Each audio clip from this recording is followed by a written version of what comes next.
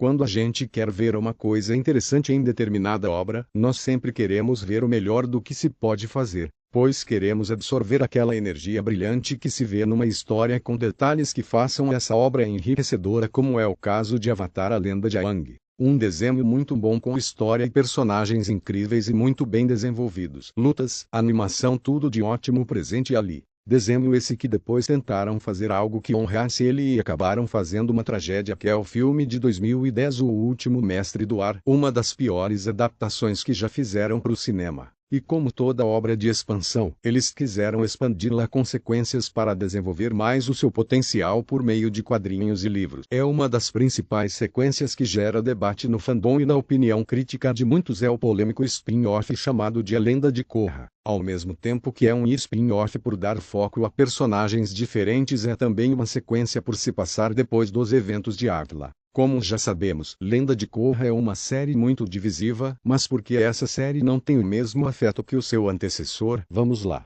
A Lenda de Aang trouxe a seguinte história. A história segue Aang, um menino de 12 anos que é o Avatar adormecido por um século e desperta para um mundo em guerra, liderada pela Nação do Fogo que busca dominação. Aang, junto com seus amigos Katara e Sokka, embarca em uma jornada para aprender a dominar os outros elementos e restaurar a paz. A série explora temas como amizade, guerra, responsabilidade e o ciclo de reencarnação do Avatar. O Avatar é um pacificador, cujo dever é manter a harmonia entre as nações e atuar como mediador entre humanos e espíritos. Quando o Avatar morre, seu espírito reencarna em um bebê na próxima nação do ciclo: água, terra, fogo e ar. Aang, ao despertar, deve dominar todos os elementos para cumprir seu destino e restaurar o equilíbrio. A série também acompanha a jornada de Zuko, o príncipe exilado da Nação do Fogo, que busca capturar o Avatar para restaurar sua honra. Inicialmente antagonista, Zuko eventualmente se torna aliado de Aang, aprendendo a lidar com sua raiva e a se solidarizar com os povos oprimidos.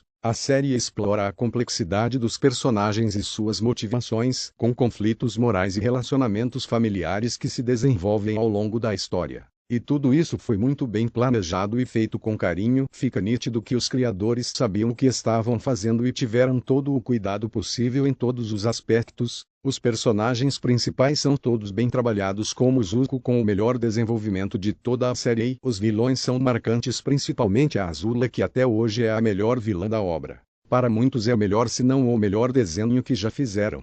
Korra eu considero legal, mesmo com todos os problemas envolvidos. Eu ainda acho uma boa série, pois também teve coisas interessantes e algumas até mais legais que o original. Mas infelizmente é uma série com um potencial desperdiçado. É uma série que tinha tudo para ter sido épica e chegar à altura do original, mas infelizmente sofreu com problemas que diminuíram o nível da série. Isso aconteceu porque, diferente do original, não foi uma série feita com o mesmo carinho e planejamento de Atla. Ficou algo mais solto. É como se eles quisessem fazer a série pensando em adaptar para o cinema, tanto que é por isso que os livros ficam em torno de 12 a 14 episódios, enquanto em Atlas são 20 episódios cada livro. Em Korra, cada livro tem uma história com um vilão único, e o arco já termina nesse livro. Isso é um dos fatores que quebrou o desenvolvimento da lore na série, pois foram 4 histórias em uma série. No livro 1 você começa com Amon e os Igualitários, e quando você pensa que depois verá mais dele, ele já é finalizado no final daquele jeito podre. Uma das coisas que mais gostei da Korra foram alguns vilões.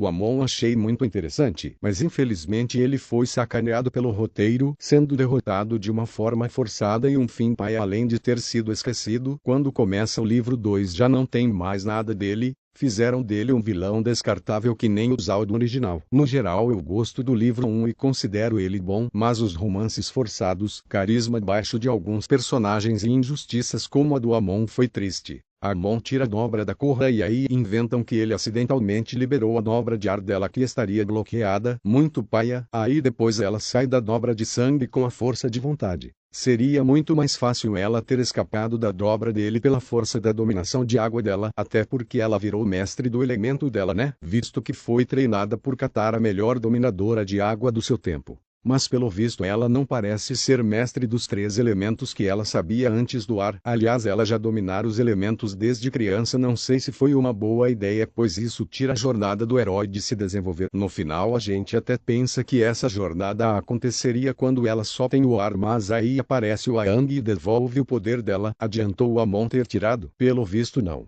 Eles também fizeram Korra ter uma personalidade mais durona e sempre explosiva. Esse tipo de perfil não combina muito com quem é da água. A Korra devia ter uma personalidade mais leve. Em um vídeo do Mundo Avatar apresentado pela Ingrid, lembro que ela disse que a Nick foi contra ter uma protagonista feminina no papel de Avatar e por isso deram características mais masculinas para Korra. Se é verdade, então foi um vacilo deles, pois gostamos muito de garotas guerreiras mantendo a sua feminilidade, a não ser que façam algo que foge disso, tipo a Toph que todo mundo ama. Na minha visão, Korra devia ter tido mais dificuldade com o fogo, que é um elemento oposto ao seu. Além da Korra ser aquela que ame ou odeie, você tem outros personagens que não ajudam muito. Bolin tenta ser um alívio cômico como Sokka, mas falha miseravelmente por conta do roteiro que o estraga e nunca traz um desenvolvimento bacana. O mesmo serve para Mako, que além de não ter propósito é muito sem sal, personagem que eu por exemplo não ligo. Azami é legal e só. Para mim o melhor dos mocinhos é o Tenzin, não só por ser filho do Aang, mas também por ser um mestre do ar e sábio. Ele poderia ter sido um tio Iroh se não fosse o roteiro prejudicando, como por exemplo ele parecer mais um mentor bravo da Korra sem arcos muito próprios. Poucas oportunidades para mostrar vulnerabilidade e crescimento.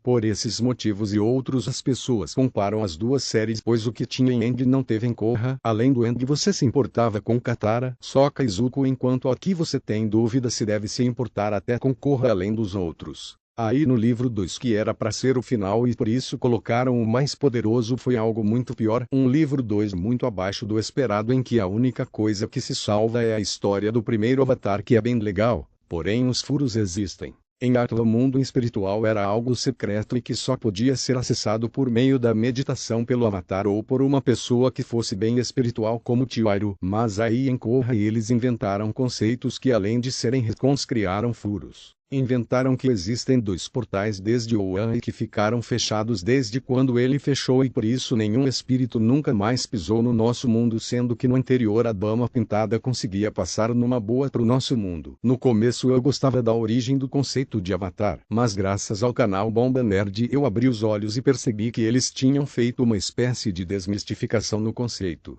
Antes o Avatar era uma figura espiritual mística, depois ele virou resultado de uma fusão mágica com um espírito específico, tipo um contrato. Acabaram reduzindo a mitologia rica da série com o tema bem versus mal. No original se falava mais de equilíbrio interior, superação de traumas, redenção e escolha, aí fazem do mundo espiritual uma guerra de bem vs mal. Outra coisa contraditória é não existir o equilíbrio, pois quando o Vatur se livra da Gava ele fica maior e ela menor. Um não pode existir sem o outro, então o certo era ambos estarem do mesmo nível de tamanho. É estranho também, pois a Gava é 100% luz, então na lógica o Avatar é Jesus, sendo que o Avatar também comete erros e erra como pessoa. O certo era o espírito Avatar ser algo neutro. Vatur é um vilão maneiro, mas o Nalak é bem sem sal e esquecível. Outra coisa que cagou o livro 2 foi a perda da conexão com os avatares antigos. Pesou muito na Korra. Foi uma ideia desnecessária e só fizeram isso pro pessoal de desapegar do Aang, mas só pioraram a situação. A primeira vez que vi o livro 2 eu tinha parado e demorei pra voltar, pois achava chato e tava ruim.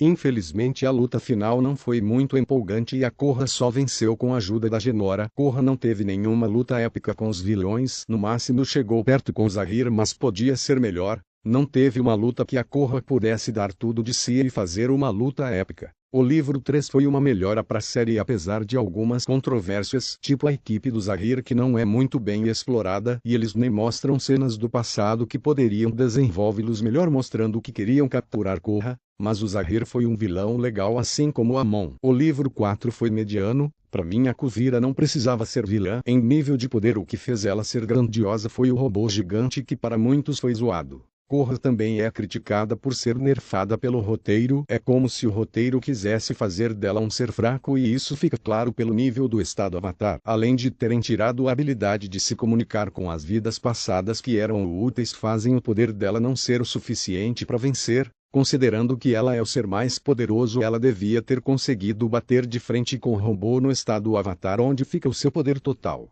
O final de Korra também é ruim. Eu entendo que os criadores não conseguiam fazer melhor por conta da censura, mas aí era melhor nem ter feito, pois soou forçado e nada do desenho indicava ela ficar junto com Azami. Só deu certo nas comics seguintes. Eu entendo que Korra tem uma tecnologia bem avançada porque se passa 70 anos depois de Atla, mas isso também pode ser um problema pois você foge muito da magia do universo que é ser algo mais místico. E colocar a tecnologia como um equivalente ou ser superior à dobra pode não ser muito interessante. Fico feliz que em Korra alguns estilos de dobra foram mais aproveitados como a lava e o metal. Achei legal também a dobra de sangue em um nível mais poderoso que antes. Apesar de terem dado uma forçada para isso acontecer pois nunca ficou bem claro o porquê de Amon e sua linhagem dominarem fora da lua cheia, mas ao que tudo indica é que eles treinaram muito essa técnica fora da lua, provavelmente até a Katara conseguiria se fizesse o que eles fizeram para ter essa vantagem.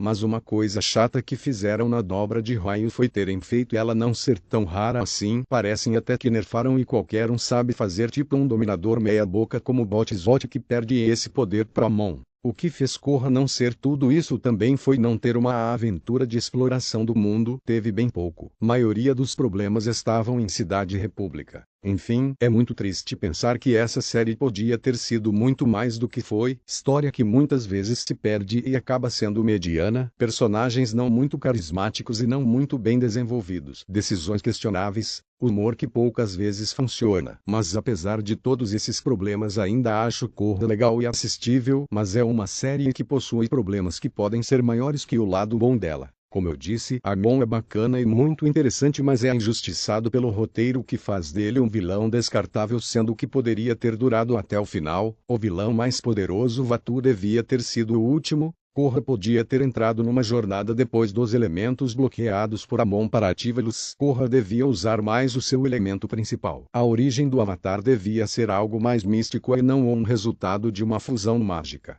Grupo do Zahir tinha que ser mais explorado e Kuvira não precisava ser vilã. Os romances tinham que ser bem construídos e não forçados. Faltou mais propósito para boa parte dos personagens serem tão bons quanto os do original. Korra perder a conexão é muito zoado e desnecessário. Graças a Aang ela recuperou seus poderes e aprendeu coisas com o passado de alguns avatares. Korra tenta focar em um humor mais maduro mas não consegue trazer o carisma e divertimento. Aang era mais leve mas era engraçado e carismático. Não fiz esse vídeo para você odiar Korra, mas para os criadores não errarem nas próximas sequências.